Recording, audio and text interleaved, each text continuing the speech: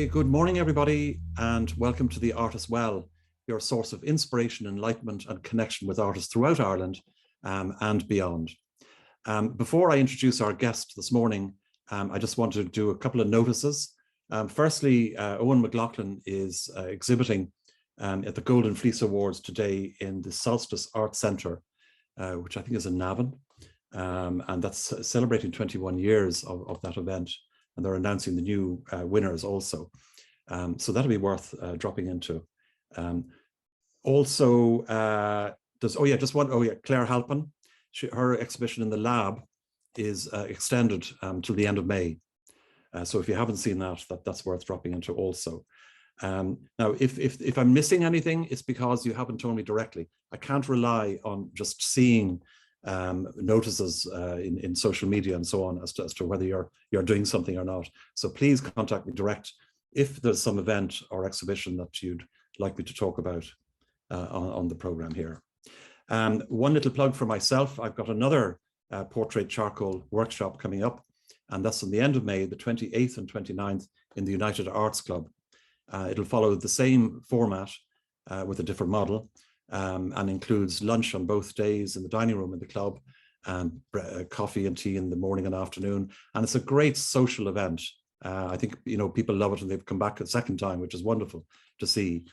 So if any of you are interested in that, there are 5 places taken out of the 8.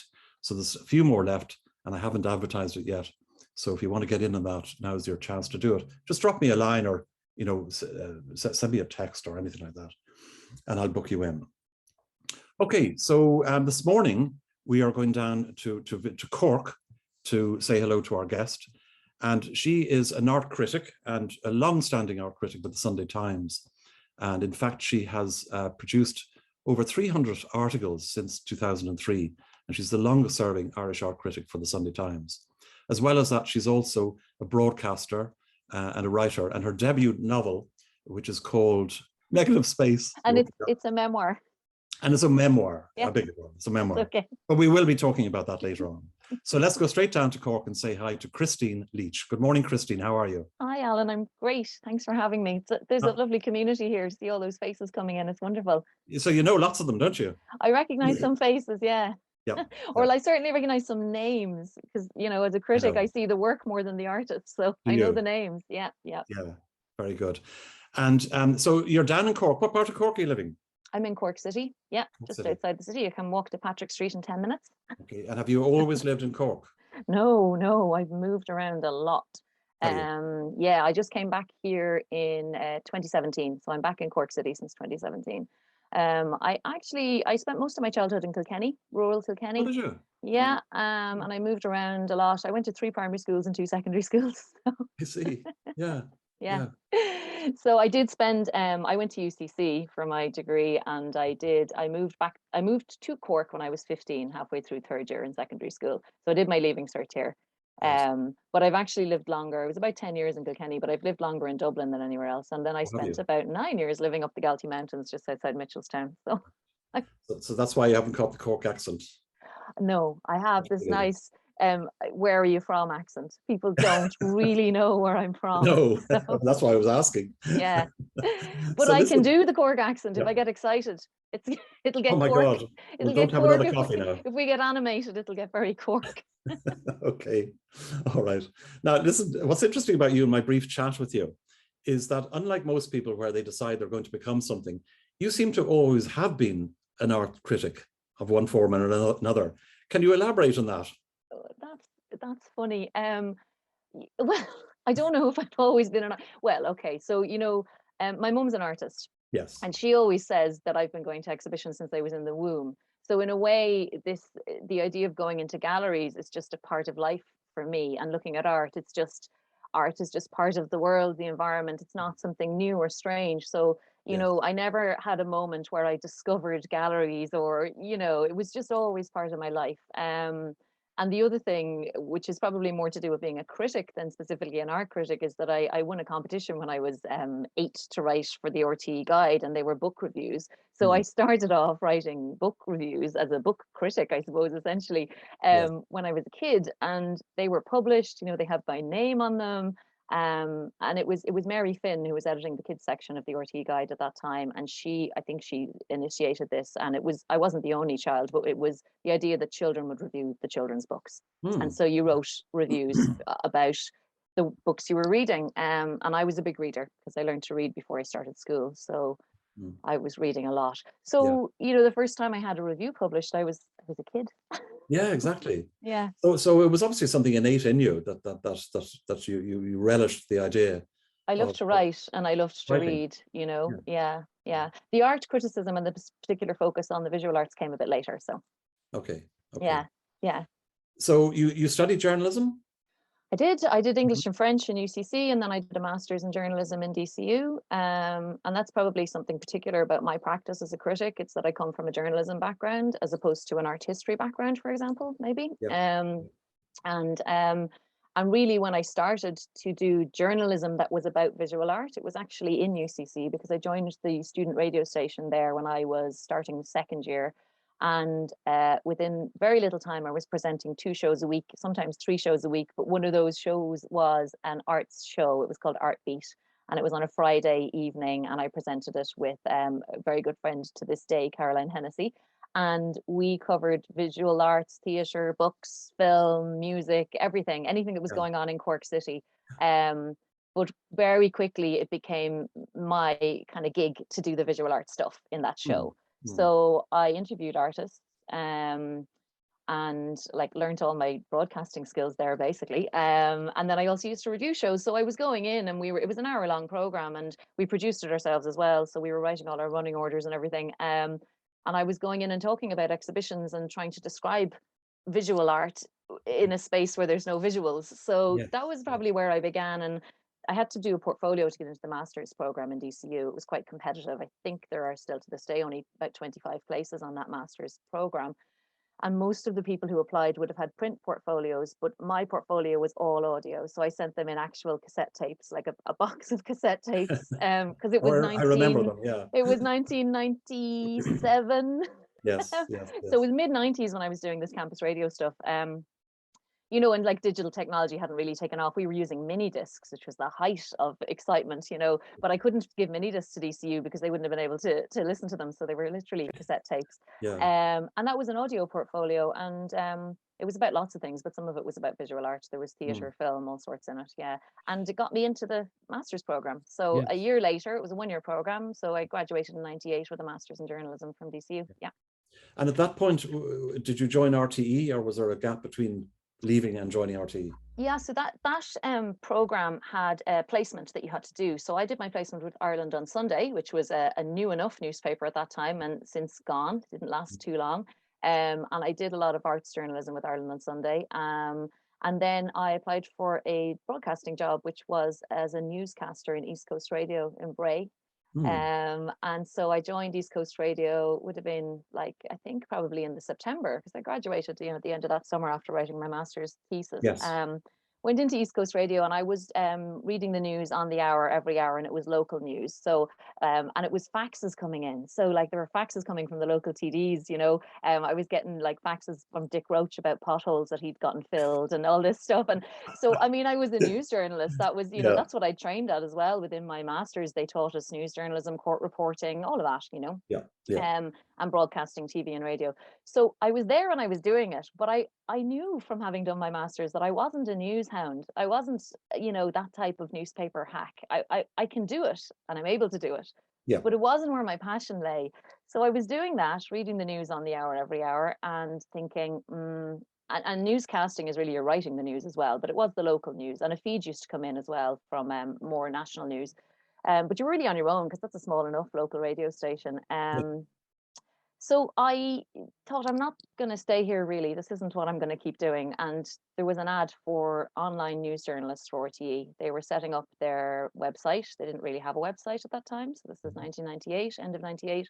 And I applied and I got that job. So I went into RTE at the end of 98 as an online news journalist. And I stayed in RTE for 5 years, full time. I stayed there till 2003.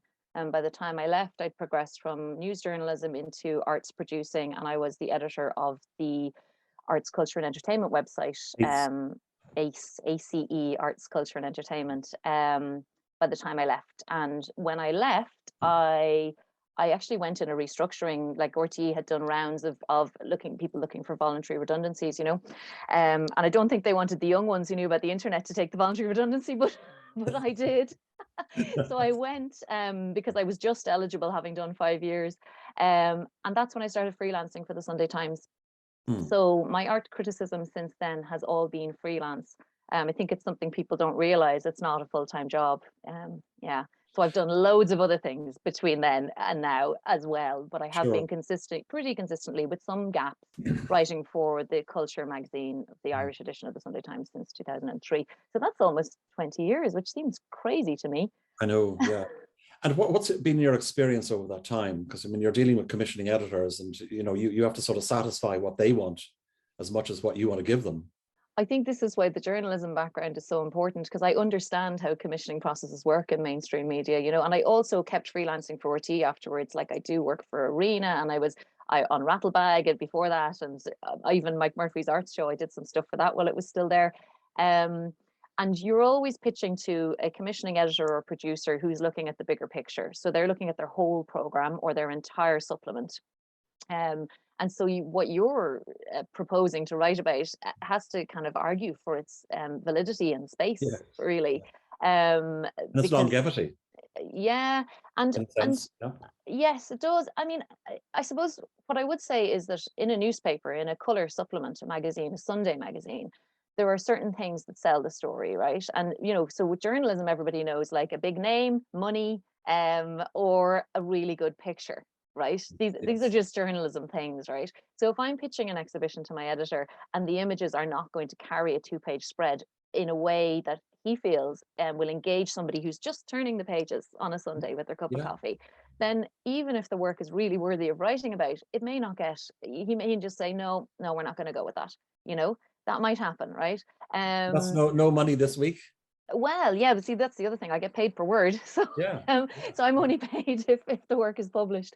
And so it doesn't have any kind of security as a job. It doesn't have any predictability. If the editor changes and the editor decides to commission someone else to be the art critic, then that's well, you've obviously stood the test of time. But what I find intriguing is that you actually don't have a lot of control over the pictures.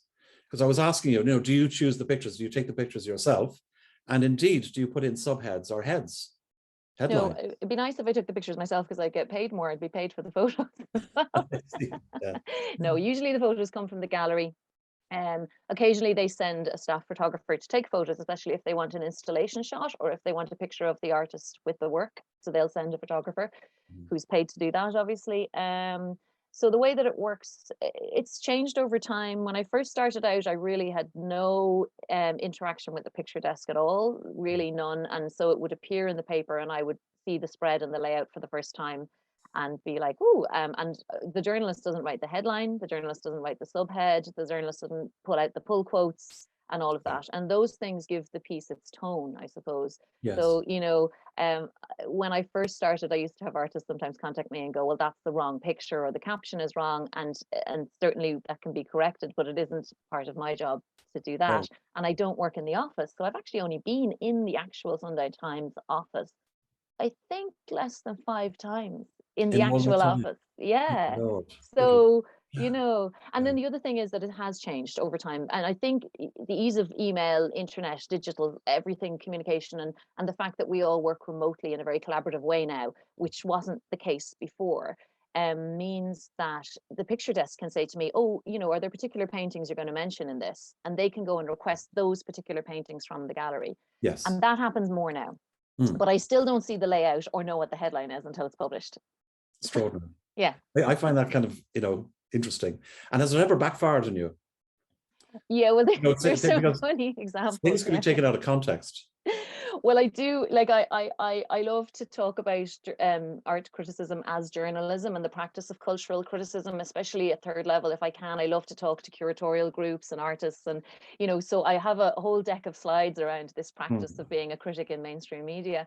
And one of the slides I have is an image of a review I did of a show by Googie, and like, some of the review was negative, and some of it was positive. And as you know, if somebody says anything negative, it looms larger anyway in anyone's mind. So you could have an exhibition review that was almost entirely positive, but had one line that said, this didn't work, or this, this particular thing didn't, just failed in some way.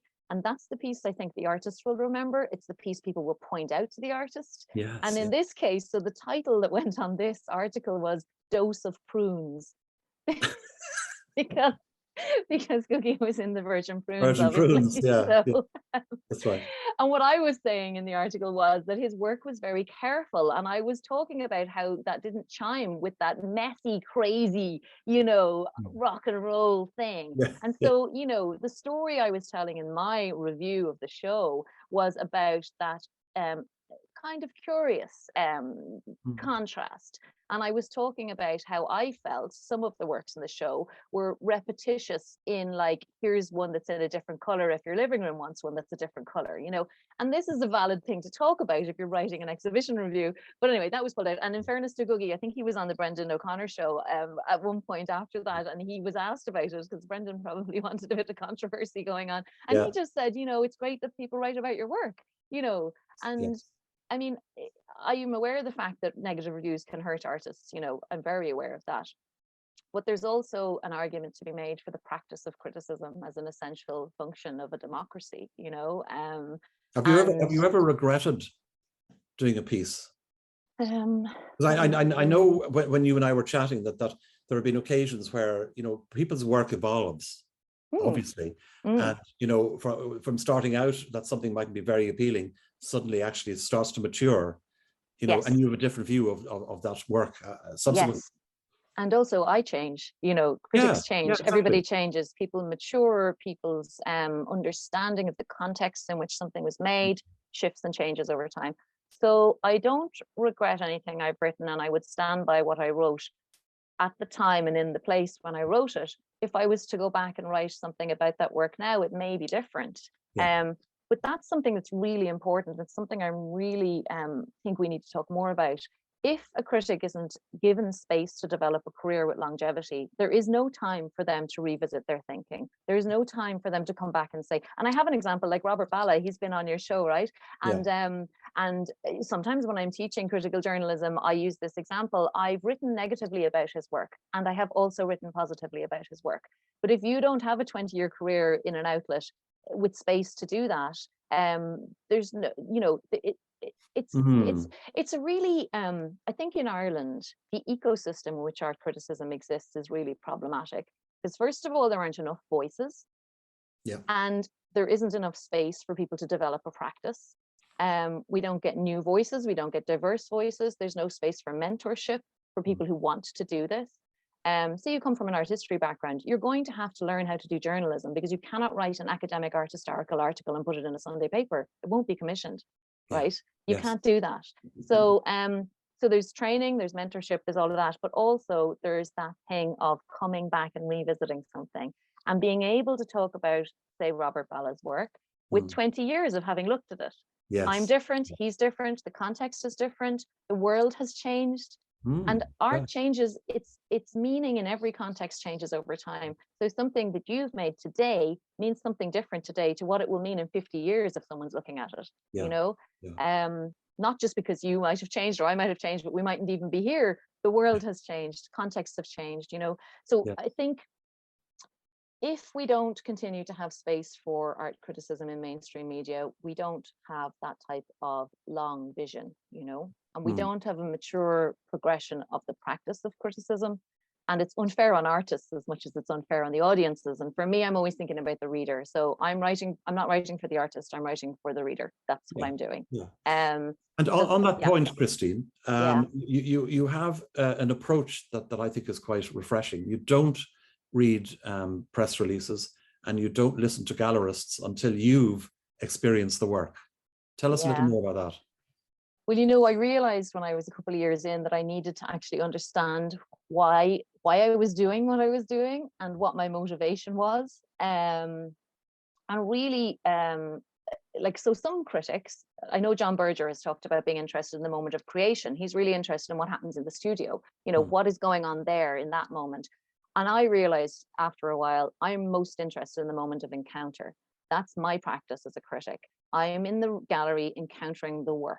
That's what I'm doing. And my work is to articulate, pull apart, analyze that moment of encounter.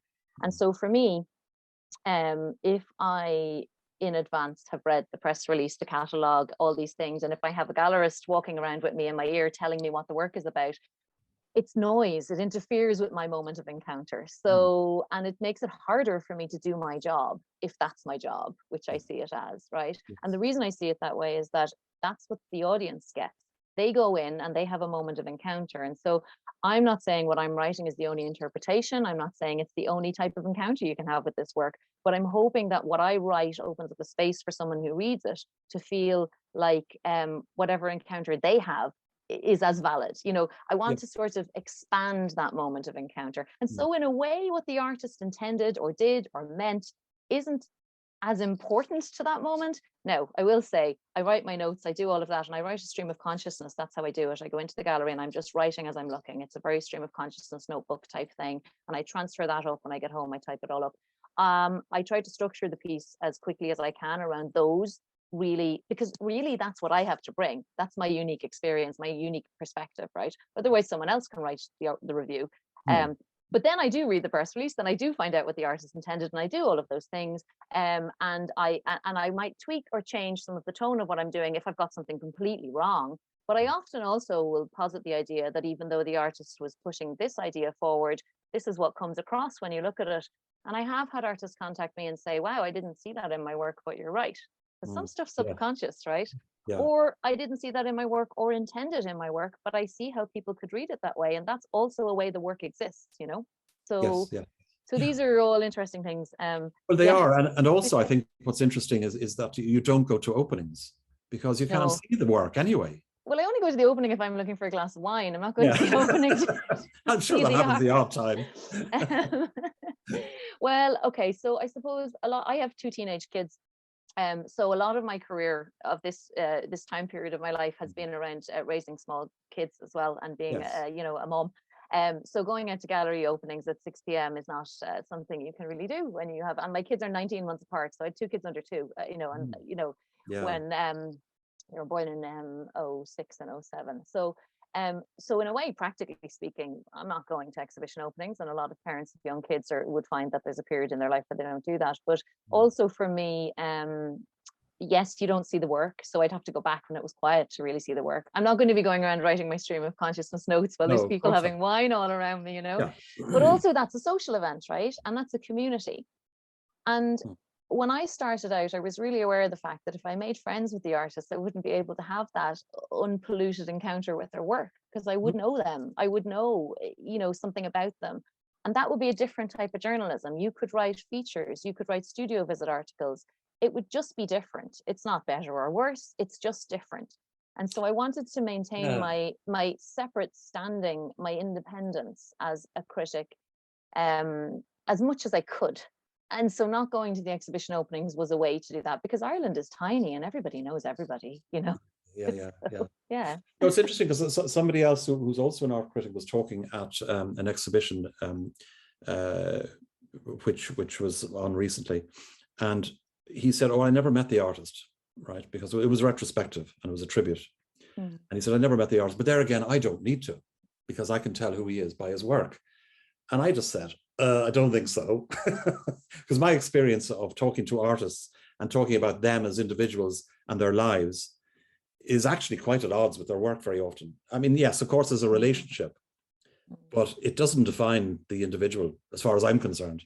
But you might have a view in that. Well, I love artists and I love talking to artists, but if I prioritize my practice as a critic, I have to be careful about that negotiation. So, you know, so really for me, it's like, I suppose if you're a painter and you're like, well, I actually can't encounter that thing because it's going to interfere with my process. So I'm going to like make a space for my practice, make a space for me to be able to do this work without that extra noise. It's not that it's not that meeting artists and talking to them isn't valuable or important. It is, of course. And especially actually when people are buying work. I know when people buy work, they're much more likely to invest in work if they know something about the artist, you know, and Yeah. people have a personal relationship with them or know something about their lives. They feel connected, you know, Yes. and then they Yes. hang that on their wall and they go, I know the person who made that, you know. But that's just a different thing to writing art criticism. It's Yeah. just something else. It's not, there's no hierarchy here. It's just something else. And my practice is to be a critic. As you said, that's what I have pursued. And so that's the way I do it. Now, when I first started writing for the Sunday Times, my editor then, my commissioning editor, told me that if I wrote catalogue essays, and this is related, that he wouldn't commission me again to do exhibition reviews, Yes. because he felt that that would affect my independence, right? And the thing about writing catalogue essays is you are commissioned to write something for the artist. So this is not for the audience who's reading the paper, this is for the artist. And so there's a blurred line there, which is, are you writing a piece of PR? Is it a sort of a puff piece? You're doing it for the catalogue is a sales tool for the gallery. This is, you know, complicated territory for an art critic. Yeah. So I didn't do that for years and years and years. And I really valued the time that I had where I was very independent and separate, because it gave me time to develop my practice, develop my voice, really think about those things without having already crossed that line into, you know, being friends with the gallery owners and the artists and everything. Sure. But in recent years, I have started taking commissions for catalogues, and I've been writing catalogue essays. What I found, and I feel really lucky that I can do this, is I've been able to say, well, actually, I haven't had to say this. Maybe it's because people know my practice for a long time. The gallery or the artist will say, write whatever you want to write. There's a type of faith in what I'm going to do. And I obviously would not accept a catalogue commission for an artist whose work I didn't think that I didn't rate, that I was going to write negatively about. I wouldn't do that. But I've managed to find a space to do that type of work whilst feeling independent enough. But then again, it's complicated, because if you've written a catalogue essay for a painter, will the newspaper commission you to review their next show? The newspaper might say no because they feel you've compromised your independence, or maybe not. Who knows, you know? And again, this is a freelance job. It's not a full-time staff gig. I don't have a pension. I don't have a regular salary to do this. And in a way, to ask art writers and critics to not take on that other stream of income, which is catalogue writing, is something that's you know, it's not practical in a way too. So no. But I think there's obviously a big difference between a puff piece and something that is, you know, incisive. Yes. You know. And I think one of the ways I navigated was I started to write personal essays recently, and that's where the book emerged from, I suppose. I realized that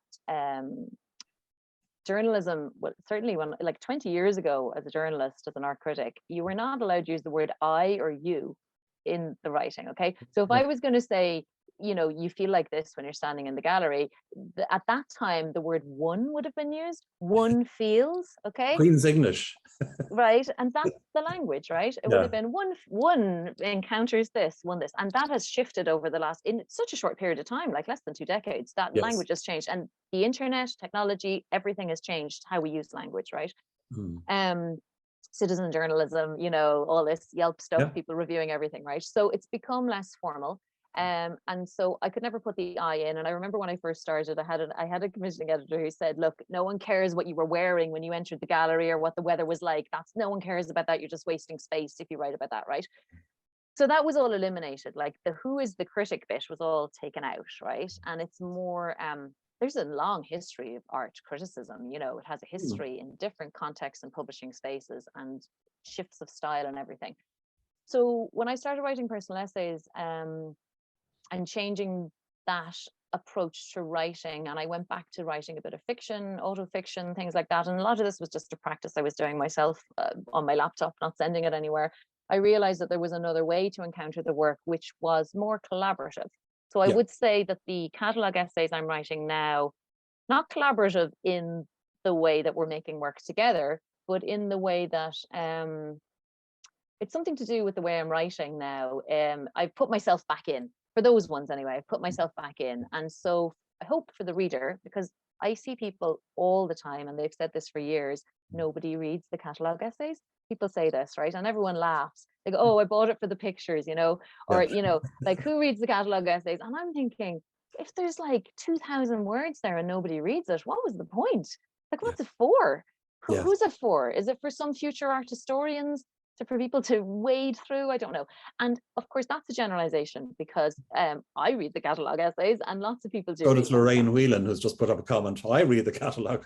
Good, and I'm glad. And it comes back to me saying, like, there are lots of different types of writing. There's loads of different practices around writing about art, right? But for some people, something that's too art speak laden, that's too turgid, that's too theoretical, you know, who is it for? It's the question of who it's for, right? And artists often commission catalogues as documentation. They want them to exist as a record of the work that was done, the show that happened, because when the show's down, the show's gone, you know? And this is a lovely printed object in an increasingly virtual world. I have a few that I've done recently. Hang on, I'll show you. Yeah. And this is really recent, Alan. Like, you know, this is something I've moved into very recently. Yeah, some of the people have been on here. I did this one for Cecilia. Yeah. Cecilia's been on, yeah. She's been on. Lovely. And I drove to Galway, I don't know, between lockdowns or something, at some point when we were allowed to move around. Yes. And so this one is really a studio visit account, really. So it's very much like, and it uses the studio visit and the type of conversation that we had together about the work as a starting point for just talking about ideas in her work, you know. So I wouldn't call that a piece. This is not a piece of art criticism. That's not what this is. But it's a kind of a blended thing, isn't it? It's kind of an interview, but it includes some of the things I would put into my art criticism, like an analysis or thoughts about the themes, connections, things to do with the way the world is. This is a smaller one that I did for Tom Clement. This was for the Solomon. This is actually really short. These are his paintings from their last year, I think, Everlast, that show. Like, this is very small. This is not a very long, this is like 800 words. It's not very long. But again, that's actually like a studio visit type one. Yes. And so is this one that I did for Gowan Dawn. So yeah. I have that one. You have that one. But you know, there's actually if I can see it here, where is it? Yeah, this idea of like, where does the work go? Where is it published? Who's the audience? What is the relationship between the critic and the artist? Is like an ongoing shifting thing, you know. And there's this one, I'll just show you this, because this was a significant moment actually in my practice. This is Mark Gary's book, which is called A New Quiet. It might be hard to see. Yeah, we got that. Yeah, Mark Gary. And this was a record of, I think, 15 years of his practice. It was published by the RHA after he had a retrospective in the RHA. I'm just looking for the year on it because it's a long time ago now. But Mark contacted me and said, you reviewed my show in the RHA in the Sunday Times. Could I reprint that review in this book? Well, which didn't exist then at that point, but you know, in this book I'm going to do, which is very much a big important document about his practice, you know, like a record. So what's the year on this? I'm just looking at the record. The year is, oh, did I not have the year on it? Anyway, it's a long time ago. And I said, okay, I'll have to think about that because I don't know what I think about that idea, you know. And it is in here, so it was reprinted in here, my review of his show in the RHA. Well, presumably the Sunday Times would have had an input to that, would they? Well, yeah. Oh, here we go. 2015. So 2015. Right. Yeah. So I contacted my editor and I said, look, Mark Gary is asking about this. We're not going to change any of the words. It's just literally going to say that. So what it says at the back is a version of this article was first published in the Sunday Times Ireland Culture magazine on the 25th of January 2015. So Mark had said to me, and he's the one who had the idea, that he was interested in looking at putting other types of text into a catalogue. So something that had been written without it having been commissioned by the artist or the gallery, that had been written very independently. And now it was a positive review of his show, but I didn't write it to please him, you know. I suppose that was the difference, right? I know. And so for me, that was actually a big shift. It was 2015, and it was several years before I did any catalogue essays after that. But I suppose Mark's sort of maybe disrupting of the tradition of how you might do this made me think, how could I disrupt this too for myself? right? And Yes. so I was actually asked by Danny McCarthy to write something, which is, that's down here. It's this one. So Danny McCarthy had this book that he made, which is called Beyond Silence, A Bell Rings in an Empty Sky. Mm-hmm. And Danny contacted me and said, I'm asking a number of writers to write something. This is 2017, this one. Yes. And he said, I want a number of writers to respond to the title of my new show. I haven't made the work yet, and you're not going to see the work. Right? Okay. Yeah. So I said, yes, this is exciting. It's a new thing to do as a writer. So he has, so I wrote a piece called The Noise in Your Head.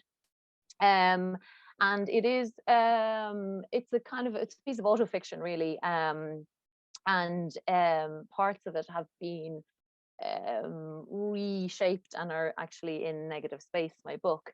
But for me, so this was a kind of a hybrid sort of a text. Like, I know Danny McCarthy's work. In fact, I think he's one of the artists I would have reviewed on campus radio in the mid-90s when I was in UCC, because he's, you know, a Cork-based artist. Yes. So I encountered his work over more than 20 years. But I loved that idea. And that's, again, an artist sort of seeking to disrupt what might we do with these documents that we produce around our work, you know? So he has like a number of essays in there, and it's beautifully, it's illustrated, it's lovely, you know, it's got lovely images and everything. And but I didn't know what the exhibition was going to look like, so I couldn't write a review. It wasn't possible. No. He wasn't asking me to write a kind of like a studio visit. No, none of that. I did this, you know, myself in my own head, basically. And so it was a more creative approach, I suppose. It's creative nonfiction, maybe. It's a kind of a hybrid thing. Autofiction, critical fiction is another type of writing. Well, that brings us very neatly to your own publication, which is out on is it the 16th? It should be in shops on the 17th, I think, hopefully. They're waiting for them to arrive. A launch in Cork on the 19th of May, and 26th in Dublin. Yes. Venues to be decided. Yes, I will definitely have information about exactly where they're going to be. They will be in bookshops. So let us know, and we'll talk about that. Yeah. And this is the book, just to show everybody. Negative Space by Cristín. So let's talk about that, Cristín. How did this evolve? So I have been trying to get a book of my actual art criticism, like a compendium, say, a sort of a best of, published since 2016. And that would be this type of book. Like I have I'm surrounded by books here, but like this is one of the famous ones. So Robert Hughes, Nothing If Not Critical. These are mostly were published in Time magazine and other places. There's no illustrations here. This is just text, right?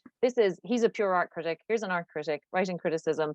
Here's a reprint of a lot of his work, right? You can see there. And there's other ones, like I have this recent one is by Peter Sheldall, writer for the New Yorker.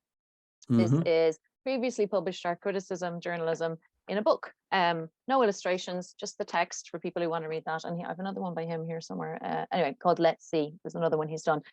So there's a genre of books that are this previously published art criticism put into a kind of a best of. And actually, you know, in Ireland we have this. I'm going to grab this one here. There's actually this, which is Great Irish Reportage, which John Horgan edited.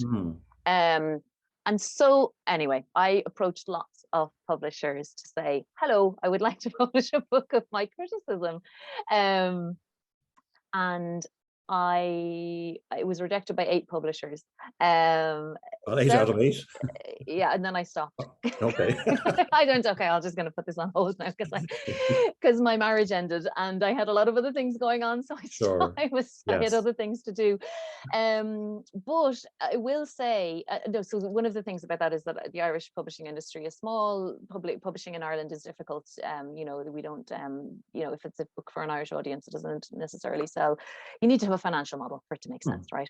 And a number of the publishers who spoke to me, they were all really complimentary about my writing. It wasn't a problem with the content in any way. And a couple of publishers said, I'd love this on my bookshelf, but they couldn't see a financial model for this particular type of book because they think the audience is too niche. Yes. Now, I disagree. I think they're wrong. So, but they feel the audience is too niche. And I was like, look at these male American art critics who have books. You know, it's called America. Yeah, well, exactly. Right? So anyway, so that was that. But the publisher who had actually been most interested in it and really did try to figure out a financial model for publishing it was Irish Academic Press, and that's Conor Graham there. They have an imprint called Marion Press, which is now publishing Negative Space. Last year, I contacted Conor and said, I've had a new idea for this book, a new format for it. Would you have a chat? So we had a Zoom because it was lockdown and all. Yeah. Yeah, absolutely. And what had happened was I had read this book. I'll show it to you now. This is a book. Listen, I'm a book person. So that's the secret thing about art critics is they're book people. They're writing people, right? So this is a book called Garlic and Sapphires. It's about by Ruth Reichel, I think is how you pronounce her name. Food critic, restaurant reviewer in New York. Okay. Yes. This book, which I actually read years ago, but it came back to me recently, is about being a critic. And it's a brilliant read, really interesting, particularly for her practice, because she had to go in disguise to the restaurants. Because if the restaurant knew that the critic, Ruth Reichel, was there, they'd give her a different service to what normal people would get, right? Yeah. So this ties to me sneaking into galleries and not wanting to talk to the gallerists. Like, yes. I never even wanted people to know what I look like because I didn't want them to know that the art critic was looking at the work. I just wanted to be another person in the gallery, you know? Yeah. So she writes there really interestingly about what happened to her personally, psychologically, and everything when she became, in a way, really interested in the practice of disguising herself. Right. So this is a book about psychology, about being a critic, about lots of different things. It's a personal book, you know. So I was thinking, you know, and there's this other book. Oh, I'll find it anyway. There's a book called Disintegration of a Critic, which is recently published about Jill Johnson's work. Anyway, I went back to Conor Graham and I said, I'm thinking about this new idea for a book where I would print my published work. And I would also write a personal essay or some sort of other type of text that would explain something about what was going on in my life when I wrote that. Review, right? Yeah. And we had a big conversation about that. And he said, that's the interesting bit, Cristín. What was going on in your life? Yeah. So out of that, he commissioned a book of 8 personal essays, which is Negative Space. And I wrote 8 essays and I wrote them to stand alone, but to chime together in a way, like I thought about it as an album, essentially. I was like, this is 8 songs on an album. So they all tell one story. But, and also because I'm very interested in sound, I repeated things in the essays so that, like, in my head, my idea about this was that if you could play or read all of the essays at once, there would be points where they would chime, like singing in the round or something. Okay, so that's the structure that I wrote the book with, and it's a short book. It's about 35,000 words. It's not a big book. Okay. So when I sent it into them, I sent in the manuscript, and they said, "Oh, this isn't a book of personal essays. This is a memoir." Yeah, a memoir. Yeah, yeah, yeah. So it had some slight one redraft and some copy edits and that, and here it is. So it's a memoir. It includes bits of my criticism. It's a very fractured text, you know. It has lots of types of writing in it.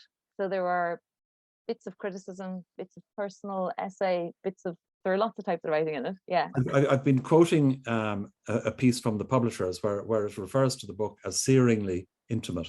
Yeah. What does that refer to, Cristín? Well, so the book, it includes that thing about me getting my first gig as a journalist when I was 8. So in a way, it's like a full life story. Compacted. But one of the themes in the book is anxiety and the ways in which art can anchor you at times of great stress and trauma, when everything feels like it's falling apart. And one of the things that was falling apart for me at a particular time in my life was my marriage. And so the marriage ending and the breaking of the marriage runs through the book in a way almost like a kind of a plot line or something, although it's not fiction, as you know, it is a memoir. And it's, I suppose, the searingly intimate part is that really it's revealing of me as a person. Do you find it cathartic? You know, was it, because you're generally quite shy, and I would say shy. What would you say? I am shy. A private person. What I meant. Actually, I'm shy. You know, I'm an introvert. Yeah. I know it doesn't look like it, but I'm actually an introvert. I'm obviously an introvert who's learned how to be extroverted when she needs to be. But believe me, I'm a person who goes home and wraps myself up in a blanket on the sofa and needs to regroup after I've been very, you know, sure, energetic or out in the world. Maybe that's why it suited me to never go to the exhibition openings. I don't know. And also, writing is a private practice by yourself in your room, and that's a practice I've chosen. And you're not there when someone reads what you've written, so you write it by yourself, it goes somewhere, somebody reads it and they hear it in their own head. So in a way, it's really an intimate practice, but it's also a kind of a practice that you can use as a shield to keep yourself away from the reader or the encounter. So like, I'm so interested in the moment of encounter. I'm not there when someone encounters my work. Yeah. True. How True. interesting, So the book is intimate. It's very honest. I suppose I was interested as well in that thing of who is the critic. Like, how much of me is hidden in my writing? How much of me hiding myself does the practice of journalism demand? These are the formats, Yes. And so the book is, in a way, a kind of negotiation of all of that. But also, it definitely does. It's being published into an environment in which Emily Pine's Notes to Self was a huge success. And after that book of personal essays was published, there was a boom, and there has been a boom in the publishing of books of personal essays by Irish writers. So your timing is very good. Yeah. So look, and also, this is the thing about publishing. Like, if you're trying to publish a book that people wouldn't be in fashion and wouldn't sell, then, it's an industry, right? But I'm proud of the book, and I think I wouldn't use the word cathartic, though. I actually wouldn't. I wouldn't. I don't know. To me, I see it as part of the evolving practice of my writing. It's something new. It's different. And ultimately, I'm still trying to get the book of the criticism published. Like, that's what I'm really interested in. I see. This is a stepping stone. Well, no, not really. I mean, these things all coexist, but it's a challenge too. Like, for me as a writer, like, one of the things I'm interested in about writing is to do the hard thing, to do the difficult thing. Like, it's really hard to put words on something visual. That's not easy. And so I like trying to do the hard thing. I like trying to do the difficult writing. I can write you a press release, but that's not hard. That's easy for me. I'm not interested in doing the easy thing, I know. Yeah. Listen, before we go on, because I want to open it out to the floor, as I say, and invite questions from people watching. But before we do that, I want to touch on an area that is sort of an extra bow to your thingy, in the sense that it is an area that you love. It's a very interesting area, very different. And also, produces some cash, which is good. And it's all to do with helping people in various industries to write in plain English, I guess. Yeah. What they in fact find very difficult to do, because it's also damn technical. Yeah. It's very interesting. Tell us a bit about that. Well, so my dad is actually an engineer, and he's retired now, but he worked for IBM as a hardware engineer for his whole career. And so he was a service engineer. So he was fixing machines, essentially. And when I was a kid, they were like trackball typewriters, and then they became photocopiers, and then they were ATM machines, and then they were point of sale machines. So I grew up with pieces of machines, computers, all around us all the time. And my mom, as I said, is an artist, and she was weaving. She made a lot of textile work when I was younger. And tapestry. So there was loads of making, but there was also, I suppose for me, like, those things don't seem different or separate. The engineering and the art, to me, they're sort of different chimes of a similar thing, maybe. And I was really interested in working with computer programmers, because when I started with RTE, we were coding HTML pages ourselves. As the journalists, we came in, we were returning Airtel pages, which were analog, into we were transferring up to the World Wide Web, which was the information superhighway. And I realized quite early on that some of the barriers in communication in terms of change management around things to do with technology are around language. And so when I came back to Cork in 2017, I actually got a job teaching technical writing for the technical writing company. So it was corporate training, and I was working with biopharmaceutical engineers, medtech engineers, all those type of people, to help them write in a language that somebody who wasn't the same expert as them would understand about what they were doing. And so you have engineers who are specialists in whatever they're specialists in, and they need to write, say, an unplanned incident report or something like that, that could be read by an auditor who may not be a specialist in the same area. So I like teaching anyway, but I love that challenge of helping somebody who is a specialist, whose practice has a specialist language, to communicate the story about what's happened in their whatever they're doing, whatever they need to write about, to an audience that don't have that specialist knowledge. So, and to me, that's like a similar practice to being an art critic in a newspaper. So if I write about art and I write about it for an art history audience or an audience who are in art college or they know about art theory, then I can use totally different language to what I'm going to use in the newspaper.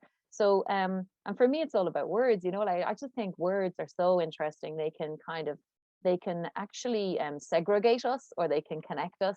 And there are ways in which language puts up barriers. And so within industry, what you have, and I ended up specializing really in this, helping technical teams and business teams to communicate with each other. So technical teams of any kind. Like I don't need to be a biopharmaceutical engineer to, that's not the point. They're the experts with that expert knowledge. But I can point out to them when that language isn't going to make sense to somebody who doesn't understand their expertise. And very often that they're so focused in that language, as you say, it's a completely different language, that they actually can't use plain English or, you know, things that non-specialists would understand. Amazing. And so what's interesting then is the way in which journalism skills apply there. So you get them to do the who, what, where, why, when, how, which is journalism, right? And you get them to understand that if they haven't told a story, they're actually missing something. So if you do an unplanned incident report because you're working in a biopharmaceutical plant and something has occurred and you need to write a report that goes into the file to say what happened. If you don't include the how it happened and the why it happened, your auditor is going to come back and say this document is incomplete. And what happens with technical experts is they often put in the what, the where, the when. They put in all the facts, but they haven't actually told you, you know, what is the root cause of this? And the way you find the root cause for a root cause analysis document is to keep asking why, right? And journalism is always sorry, I about asked you the question now. There you go. So anyway, so look, again, I'm getting all technical into that space there, but I love that because again, that's a challenge. How do you break down those barriers of language to share expert knowledge, right? Like, how do you do that? And isn't the world bigger and more amazing when we can actually share expert knowledge, when somebody can enter a specialist space without being a specialist and still feel connected or have their own ideas? And maybe also shift the specialists' ideas about what they're doing because they have a different perspective, you know? So you're right. That's something I've done certainly to earn money because art criticism as journalism doesn't pay very well. Sadly. Yeah. Okay, I'm going to open up to the floor. Now, before I do that, Cristín, I'm going to just read some of the comments. Derek says, curators setting the mindset with introduction as opposed to art critic, a conflict. Do you understand that? Is that a question? I think so, because there's a question mark at the end of it. Is it a conflict between curator setting the mindset with introduction as opposed to art critic? Ooh, I don't know about setting a mindset anyway, but I would say that as a critic, so a lot of the shows I might review would be curated group shows. Yes. And in that case, you were also critiquing the curation. Oh, I think that's what he means. Yeah. Okay. Yeah. So is it a conflict? Sorry, is it a conflict? Is what he's saying. I don't see why. Between why would who and who? Between the curator and maybe the curator, the artists, and you. There's a sort of a triad there. Well, I think the critic's role is to be a voice that comes in afterwards. Yeah, right? It's nothing to do with the curator necessarily. I'm not in conflict with anybody in that way, but and again, as I said, it's about so, you know, Peter Crawley, who's a theatre critic for the Irish Times, he said once that critics are professional audience members. And I like that idea, right? You turn up as audience, but it's your job to be the audience. So you're a professional audience, right? And so I'm not in conflict with anybody. I'm turning up to be audience and to be professional about that and to produce something from that encounter. That's my job. Now, definitely people can disagree with me and they can be unhappy with what I've written, and that happens. It's part of the job, right? No, that's fine. John Adams says, in my experience and many artists, I feel curators in Ireland have become aloof and too important in the arts. Well, you know, one thing I think is this is about academia. So we now have people who've graduated as curators, say, which is not something you could probably do in the past, and artists who've come through a very academic system and learned that way of explaining their work and talking about their work, not just to other people, but to themselves. And that's specialist language again. And so I just think my job is to unravel some of that for the audience, you know, that's my job. Yeah. Well, I think that answers that. Ciara, hi, usually how long do you like to spend looking at a show? It can't be less than an hour. Really? And well, that's a lot. That is a lot. Yeah. So what I've discovered is, and this depends on how much writing I have to do. So the Sunday Times 2-page spread is 1,200 words. That's what I'm filing, and I file that copy on a Tuesday. And actually, I don't think people realize this, but the magazine package gets printed on a Wednesday, I think Wednesday evening, because it's printed in advance, because they're still working on the news content right up until Saturday night for Sunday paper. So my copy goes in on a Tuesday and it appears on the Sunday, and now it goes up earlier sometimes on the digital service. But what was the question again, Alan? Well, sorry, it was how long do you like to spend looking at a show? I mean, you answered it, an hour. So to write 1,200 words, I need at least an hour of notes. That's what I've discovered. So my process is I spend an hour writing my stream of consciousness. I go back and type that up. So it's at least an hour. And I will say, like, I wrote a 2-page spread about a 8-minute film work by Cecily Brennan once. That was the only thing in the show, 8 minutes. And I spent an hour watching that on repeat.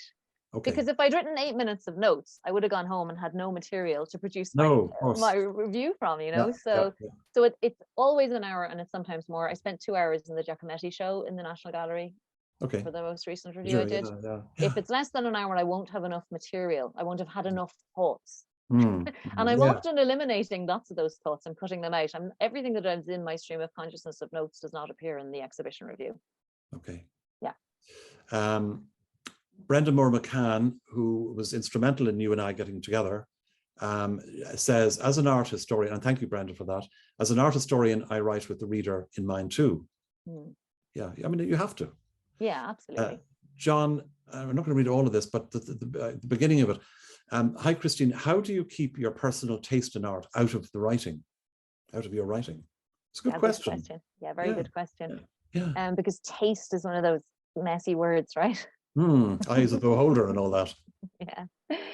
So one of the things so certainly there are types of art that appeal more to me. They just do. Because that is a taste thing, of course. And so I think one thing is to just acknowledge that we're all human beings. But as a critic, you have to step back from the question of taste. And one of the things that I've been careful to learn, I've learned this and I've been careful to pay attention to it since I realized it, is that if I have a really strong reaction to an artwork, be it positive or negative, I need to analyze that more. So, especially if it's negative and you're going to write about it, because you have to know why do I think why. Right. Yeah. So you can't just say that was rubbish, didn't like it. You can't do that. Well, you might be tempted to. Well, that's not going to give you a 2-page spread in a newspaper. So no. So look, the thing is, especially if I have a very strong negative reaction, this is actually about strong reactions.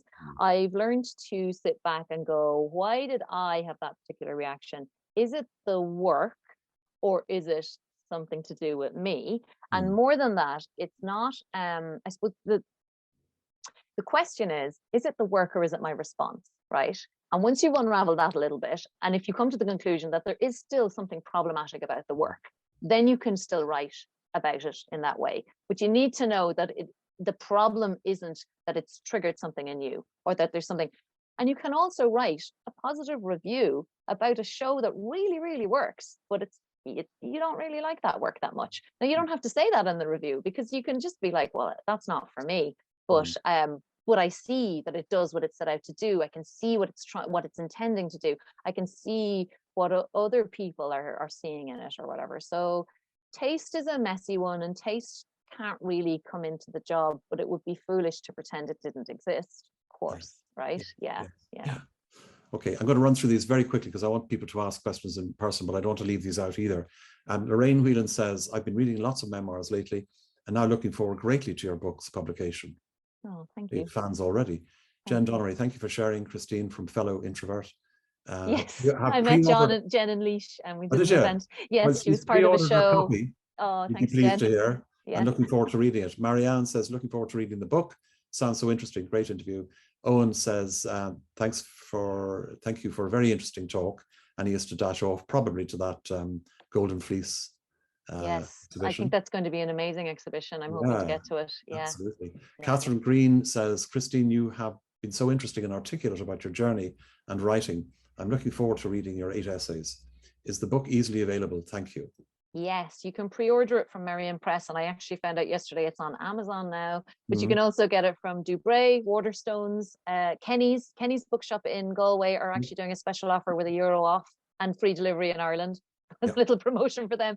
But yeah, it's generally available. Negative space and my name, and you'll get it. Pre-order it, and if anyone's in Cork, they can come along on the 19th.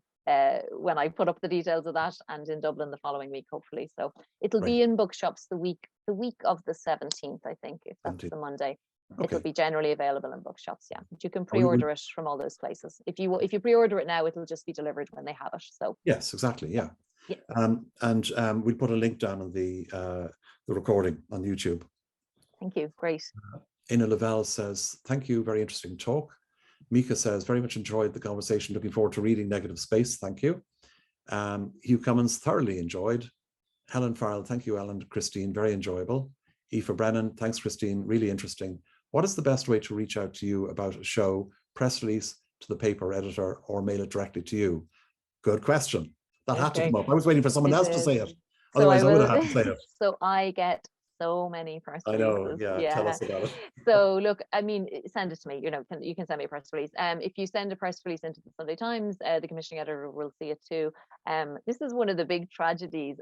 So many exhibitions happen and so few get written about. If you think about it, the Sunday Times, which is my outlet, has 4 papers a month, Sunday paper.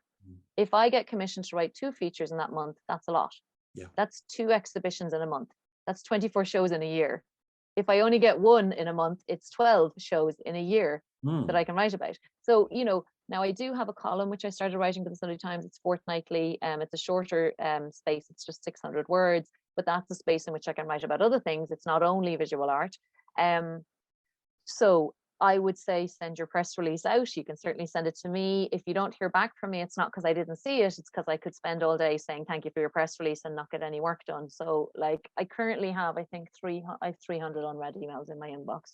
So sometimes I just push them into a folder called press releases. And when I'm doing my pitches to my editor, which happens every couple of weeks, I'll pitch him a list of things and he'll say, yes, no, yes, maybe have a look at that, So I might pitch 10 shows to him and he might say 1 out of that he's interested in, or 2, Yeah, I mean, that's interesting because at least people know what's happening. It's not that you might be ignoring them. At the end of the day, it's your editor's choice. Oh, absolutely. I'm not the commissioning editor, and I don't make the final choice about what appears in the paper. And he is, again, as I said, making that decision in the round with all the content in the culture section. He's not publishing a specialist visual arts magazine, but send it everywhere, send it out to all the places. Yes. And just realize that the producers, the editors, the journalists, they don't reply to everything, and it doesn't mean they haven't seen it. And I'm also I'm very active on Instagram and Twitter, so I see stuff that's happening even when people haven't sent me press releases. Yeah. And rest assured, if it's caught my interest, I will pitch it to my editor, and it's in his hands whether he says yes or no. Okay, all right. Eilish says, thank you, Cristín and Alan. I like to observe artists as they interact with the art world / industry. And I talk to artists frequently, mainly via social media. I get a strong sense that artists often perceive a need to almost prostitute themselves to survive, to selectors, curators, and critics. Do you have any sense of this? Quick sentence, because I really need to move. I'll say as a critic, I get a feeling when the work has been made for commercial reasons instead of coming from some sort of gut, instinctive, insistive place. So if I go into a show and I think it's just a feeling, it's like a subconscious thing. I get a feeling when I walk into an exhibition and I feel the work has been made to sell for the, it feels different. And the feeling lies in the mark making. It's in the gesture. It's in the object itself. And I can feel it. And that's why I spend an hour in the room, because sometimes you have to give it time to feel. Sometimes you walk into the room and you go, oh God, okay, I know what's happened here. The motivation behind the work is unsound. Yeah. So I don't know what to say to artists about that. That's their practice. That's how they're working. But if you're very attuned to the object in the room, I think I can feel it. I feel I can feel it. People can feel it. So it's a question for you in your practice. Like, people have to survive too. You got to sell work if you want to pay the bills. So Don't rely, difficult. you can't rely on, getting a 2-page spread in the Sunday Times. You've got to Well, look if at you other made areas as art, well. if you made an entire exhibition because you thought it would appeal to the editor of the Sunday Times, that would be a terrible waste of your time. That would not be a good idea. Right? There you are. That answers that. Yeah. Dennis Keane, the brother, says, Cristín, intriguing interview, great command of words and sharing of thoughts.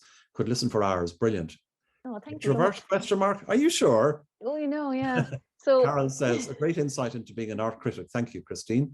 Olivier Cornet, contrary to popular belief, there is very little visual art criticism in Ireland compared to other countries. Open Every Weekend magazine in Ireland and have a look at reviews of books, music, etc. So in other words, there's more of them. Is that it? Yeah, and Okay. Olivier's right. He's correct. Yeah. Yes. Yeah. John, is it possible to employ you to write about our work? Well, I mean, that goes back to the essays. It does. So I've been very careful about the ones I've said yes to. And so it's possible to commission me to write a catalogue essay, but I will be very careful about the ones I say yes to. So I guess that's the answer to that. I have a rate card. So you know, to approach for that work, I do, and yeah. it does pay better than journalism. It's a different type of publication, Yeah. No, I think you dealt with that already very, very well. Denise, thanks, Cristín. Very interesting. Must order your book. Lorraine, thank you, Cristín and Alan. Really wonderful, insightful conversation. Cristín certainly has shown her writing practice is art. Yes. Oh, well, that's interesting. That's a whole debate. Is art criticism art, or can it be? Of course it is. Of course well, some people think it's a very parasitic practice, Well, yeah, okay. Well, then we read your book and make our own mind up. Exactly. Claire Halpen says, thanks, Cristín and Alan. Very interesting interview and insight into the critic's role and the commissioning process. The dearth of visual arts criticism in our national media is something that Cristín has touched on. Brenda Moore McCann recently observed that with no criticism, art historians have very little to reference in their work as art historians. Okay. Yes, absolutely. And just to say, newspaper art criticism serves as a really important archival record of culture at a time, and I think without that, we're going to be missing some really important stuff in the future. And it also ties to how, and this is something I'm interested in personally, in an academic way, how art criticism as journalism feeds into cultural identity, the formation of cultural identity, retrospectively and contemporaneously. So these are interesting things. And if we abandon this practice, and there's this whole debate about, is art criticism dying, etc. And certainly as a profession, it's not thriving, I would say. So yeah, bigger conversation to be had. Maybe we should all just ask more publications to keep commissioning art criticism, make our voices heard, and also new voices. I want to see new writers. I want to see new perspectives, younger writers, people from different backgrounds. We need that, we really do. Okay, now I've pressed the little button that says you can unmute yourself. So if you'd like to make a comment or ask a question in person, please do. And when you're finished, if you wouldn't mind just muting yourself again, so it doesn't interfere with the next talker, speaker or questioner. Colin Eaton, just a last one, says, fantastic talk. Thank you for the writing. Loved your phrase, the moment of encounter. Yeah. Okay. It actually helped me. It's helped me, that phrase, because sometimes there's too much information and you have to sit down and write something. Yes. And I say to myself, what's my job? My job is to focus on the moment of encounter, and that allows me to clear that away and understand what I'm doing. So it's been a useful phrase for me, like a mantra almost for my practice. Yeah. Totally. Yeah. Can you see me? Sorry about that. Just as an add-on to what I was saying, coming from a different culture, having experienced art in other countries, I've always been amazed in Ireland how very little art criticism there is, contrary to popular belief. If you open any magazine, especially weekend magazines in Ireland, you look at book reviews and music albums, I mean, some artists are being completely slated. And I've always been told that, it will sort of, a negative impact on the visual artist if there was criticism, And I'm like, but it's the same with musicians and writers. You're just as good as your latest book or album. So there is another explanation somewhere else as to why there is so little art criticism in Ireland. And I think it would be a discussion for another day, but yeah.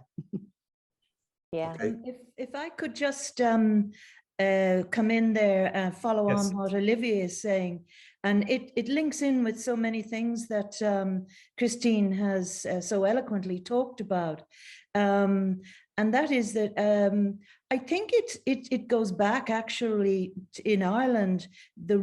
Maybe the root of the problem might be the lack of visual arts teaching in schools, so that generation after generation is growing up virtually, completely visually illiterate. And that compounds the problem for people like Cristín and somebody like me who writes art history. People are frightened of the visual arts. Grown adults are frightened of the visual arts. And this is something I've noticed since I moved in my life from one field into another. I almost could run a clinic for the number of people that were telling me how I don't, in a very anxious voice, I don't get it, I don't understand, and feeling inadequate. I'm well educated, why can't I understand this? And then you get the rejection. And I think the newspaper editors are part of that generational thing. They themselves have no interest. And it's like a lot of things. If you're not familiarized with something, you don't see it, number one. And number two, you reject it. You reject it because you don't get it. And so I think it goes back to the basis of education. And it would be good also just to note here that Cristín is actually the current chair of the Art Critics Association of Ireland, which I'm also on. And so Cristín, maybe you could talk about the efforts that you as the chair and we as the Art Critics Association, connected to the International Art Critics Association, what we've been trying to do to promote art criticism. Maybe you could just say a few words about that. Yeah. I was just thinking, because there's another book right beside me, Brenda, when you were talking about that, Roisin Kennedy's book, Art and the Nation State, has a lot in it about exactly what Brenda's talking about, the origins of the ways and lack of ways in which we teach art in school in Ireland from the foundation of the state. And so that's in a really interesting book around that. And I completely agree with Brenda. Before I talk about the Art Critics Association, we are all taught in school from a very young age to parse language, to write about poems, to pull apart short stories. We are not taught to pull apart visual culture, to analyze pictures, right? And so not everybody's going to be an artist. In the same way, not everyone's going to be a poet. But everybody in this country who's done their Leaving Cert has learned how to pull a poem apart. We have not all learned how to pull a painting apart. And why is the question, right? Yes, yes. We're not training artists here, we're training audiences, right? Mm-hmm. So if we want a nation of audiences for this work, we have to equip them with the skill set, like make it less alien, Mm-hmm. And when people go, art's not for me, but maybe being an audience is for you. It's like people saying, well, not everyone's going to be a musician, but we all listen to music. Pretty much, I don't know anybody who doesn't listen to music, right? True. Anyway, so the other thing about the Art Critics Association is, I personally would actually love to see us play more of a mentorship role. Like, I'd love to be able to bring new voices forward with that organization. We have been in touch with some of the major newspapers around the lack of commissioning of art criticism specifically, because what's happening is features are being commissioned, more like studio visits, things like that, And this is important, and it's good, and it's great, and it's very digestible for readers. But again, like, if we don't have pure criticism commissioned, that other type of writing about art is not getting space. And really, for me, I think we are not allowing writers to learn how to do it. You have to learn how to do it by doing it. And, you know, that's part of it. I take what Olivier is saying about the lack of art criticism. Weirdly, there's an amount of it being written, but I don't know what audiences it's hitting. And I personally am a bit of an evangelist for putting this into the mainstream. I want it on the telly, I want it on the radio, I want it in the paper. The print media itself is unfortunately in decline. I mean, the only paper I buy every week is the Sunday Times, believe it or not. You'd be glad to hear. Thank you. But yeah, but you know, it's sad to say, but my children don't buy newspapers. Yeah. You know, everything is digital. Yeah. And I think maybe that space needs to be exploited, is probably the correct word. You know, between. Well, I'm an online subscriber to the Sunday Times. Like, I'm a paid subscriber, subscribed to the newspaper my work is in, and I only buy the print copy when I'm in it. Otherwise, I read it digitally, and that's because I'm a real hoarder for print archives. So I keep print records of everything I've published. So I buy the magazine and the paper the weeks that my work is in it. The other weeks I read it digitally. So I'm a paid subscriber. But you're right, readership has dropped for traditional media. The newspaper industry has been in crisis really since the internet began to thrive, because the advertising model is gone. And so these are challenges for media and for journalism, broader and beyond art criticism, but they really feed into art criticism and its potential to survive this moment. You know, like, what can we do? I think what you're doing here with YouTube and all of this is another element of this, you know, like, which is what happened to art criticism. It's from 2003. It's arguing art criticism is dead. It talks about the number of critics who've lost their jobs in the US and the fact that there's no space in mainstream media for it. And then this book, which is really interesting, I think it's just this 2020. This is The Ends of Art Criticism by Patricia Bickers. This book argues that digital media has actually increased the potential for diverse voices within art criticism, and that it's only beginning really now to find a new way of being. So we're at this really crux place where art criticism go, oh, it's not the way it used to be, it's all dying, or we can embrace something new and see what we can do to engage audiences because of all of this potential. You know? The late Dennis Bone, who was a member of IACA, Art Critic Association, the one thing he taught me was art appreciation as opposed to art criticism. I think people are afraid to appreciate art in that they feel they have to criticize it or have an opinion.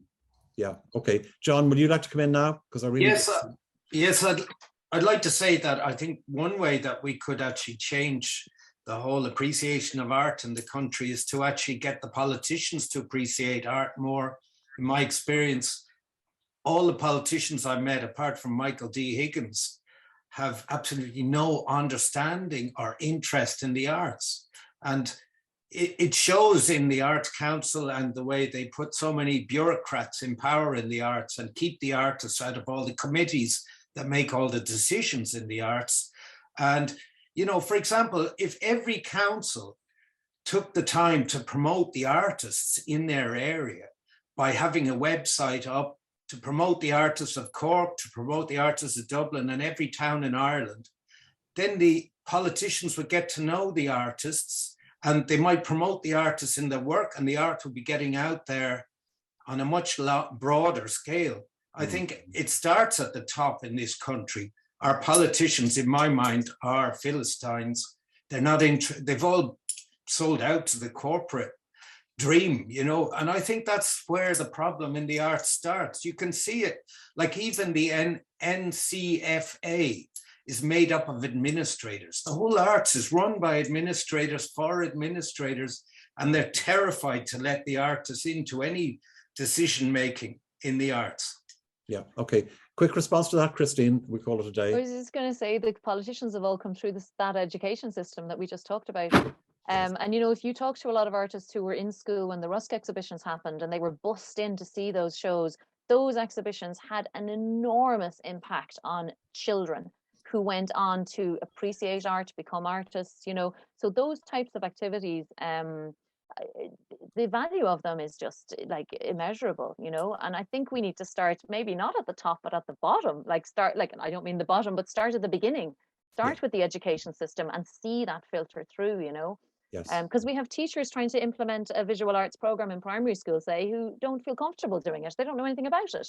Their own education hasn't allowed them to have that interest or experience. So I appreciate what John's saying, but I do think, you know, the politicians have grown up with this very curious attitude to the visual arts as somehow other, alien, not for them, etc. You know, maybe that's a generalization now. And we have some great politicians who are. I think the current minister is very effective and brilliant.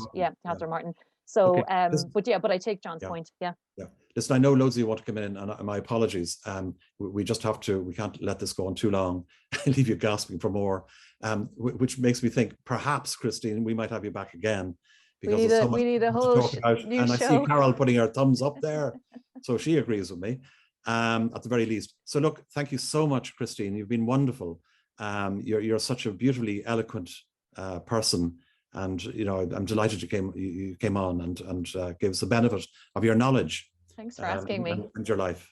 Yeah. So I know everyone will join me in wishing you every success with your book. We'll all get our orders in now in advance. Fantastic. Right? That makes a big difference, actually, the pre-orders. It really makes a difference to a book. Thanks so much. Not at all. Thank you. Thank you, Alan. Thanks, everyone. Just to let everybody know that I'm taking a break for the summer for, excuse me, another project, which isn't probably what you think it is. But I have another 4 artists to go. Next week, we're going to France. We're going to meet 3 artists, 3 visual artists and a composer, musician, as well as a gallerist. So some of you may cop on what that's about. But anyway, that's going to be quite interesting. And then I have 3 more visual artists, which will bring us to my workshop, which is on the 28th and 29th. And after that, I'm taking a break till September. And already I have that booked in with some extraordinary people. I know you're going to love some amazing people I've lined up for you. So we'll keep in touch, and I'll give you more details on the last interview I do just before the end of May. So look, thank you all for joining us. I'm sorry it went on a little long, but with good reason as usual. And thank you again, Cristín, for everything. And thank you all. And I'll see you next week.